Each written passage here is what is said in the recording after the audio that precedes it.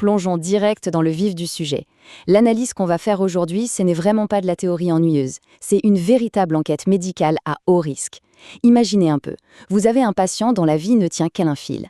Et la seule chance de le sauver, c'est de décoder très très vite une véritable montagne de données médicales ultra complexes. En fait, on va transformer toutes ces données brutes en une sorte d'enquête visuelle et logique. L'objectif pour nous est simple, comprendre les indices, poser le bon diagnostic et surtout, élaborer un plan de sauvetage qui tienne la route. Du coup, voici la question centrale qui va nous guider. Comment est-ce qu'on sauve ce patient ? Quand vous êtes face à un animal dans un état critique avec une avalanche de symptômes alarmants, disons-le clairement, la marge d'erreur est de 0. Il faut agir vite, mais surtout il faut taper juste. Et pour ça, il faut savoir faire parler les indices. Pour résoudre tout ce mystère de manière claire, on va procéder par étapes. D'abord, l'urgence face à notre patient critique. Ensuite, on décortiquera les indices médicaux.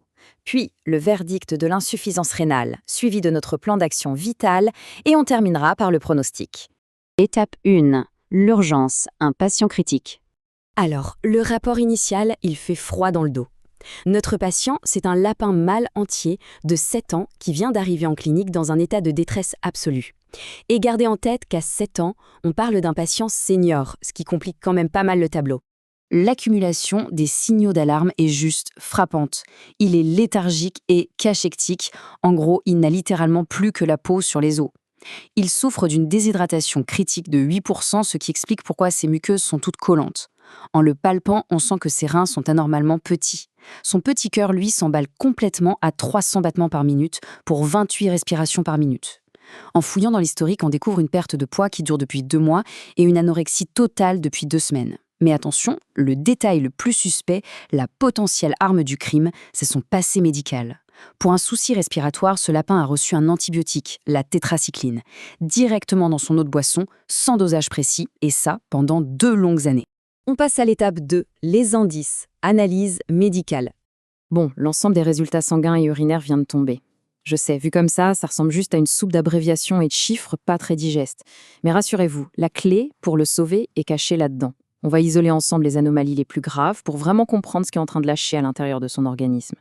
Le dysfonctionnement le plus catastrophique se lit sur 2 indicateurs bien précis. Le BUN, qui est l'azote uréique sanguin, et la créatinine. Regardez ça. Le BUN a explosé à 191 mg par décilitre. Pour vous donner une idée, la normale maximale ne devrait pas dépasser 26. La créatinine, c'est la même histoire. Elle culmine à 689,5 alors que ça devrait s'arrêter à 221. Ces chiffres, ils nous crient une seule chose. L'usine de filtration interne du corps est complètement hors service. Les toxines ne sont plus du tout éliminées, elles s'accumulent massivement dans le sang. Et puis, il y a un autre indice très très alarmant au niveau de l'hématocrite qu'on note PCV. Ça mesure le volume des globules rouges dans le sang. Chez notre lapin, c'est effondré à seulement 19%. Un lapin en bonne santé devrait tourner entre 33 et 50%. En termes simples, c'est une anémie sévère. Son sang manque cruellement de ces fameux transporteurs vitaux d'oxygène. C'est en grande partie pour ça qu'il a les muqueuses aussi pâles et qu'il est dans cet état d'épuisement total. Pour finir notre collecte d'indices, on note un taux de CO2 anormalement bas, à 11,4, ce qui signe une acidose dans le sang. Le phosphore, lui, est dangereusement élevé. Mais l'indice le plus parlant de tous, c'est peut-être la densité de son urine, mesurée à 1110. On dit qu'elle est isosténurique. Ça veut dire quoi ? Eh bien, l'urine n'est pas concentrée du tout. En fait, son corps laisse filer l'eau sans retenir ce qui est vital. Imaginez une passoire dont les trous seraient devenus beaucoup trop grands. C'est exactement ce qui se passe. Étape 3. Le moment de vérité. Le verdict. L'insuffisance rénale. Le diagnostic est sans appel. On fait face à une insuffisance rénale chronique. Quand vous avez cette combinaison fatale, c'est-à-dire des toxines qui crèvent le plafond dans le sang, couplées à une urine incapable d'être concentrée, ça pointe directement vers des reins qui ont tout simplement baissé les bras.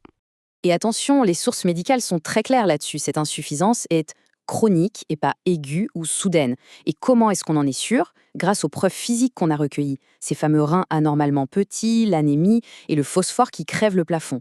Tout ça prouve que la destruction de l'organe ne s'est pas faite en une nuit, mais lentement, sur une très longue période.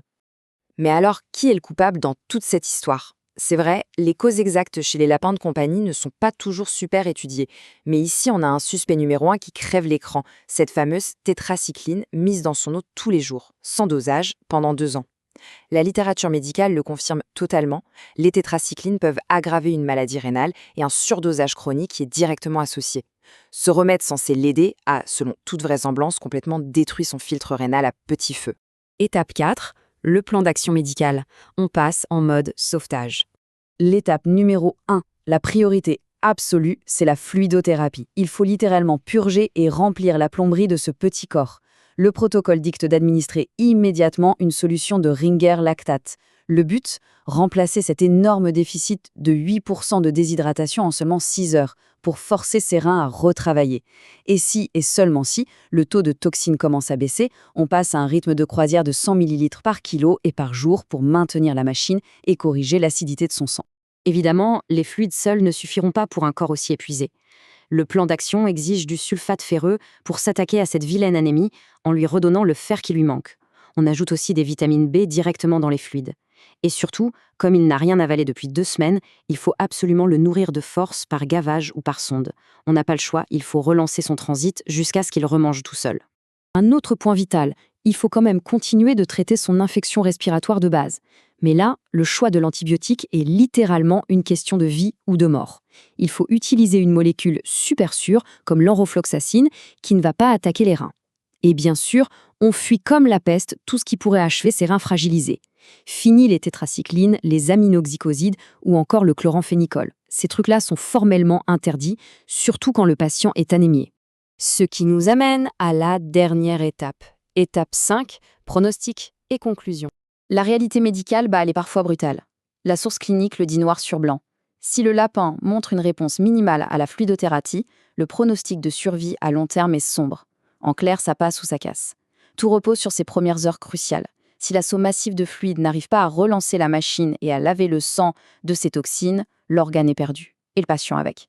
C'est vraiment une course contre la montre, basée sur la résilience incroyable, ou non, de son petit organisme. Décortiquer ce genre de cas, ça nous montre vraiment à quel point un simple traitement inadapté sur la durée peut avoir des conséquences absolument dévastatrices. Mais ça nous prouve aussi qu'avec une analyse méthodique des données, même face au pire, on peut trouver un plan de sauvetage. Quand on voit la fragilité de ces animaux, on est en droit de se demander combien de maladies graves sont en fait déclenchées par les remèdes même qui étaient censés les guérir. Abonnez-vous pour plus de vidéos simples et éducatives.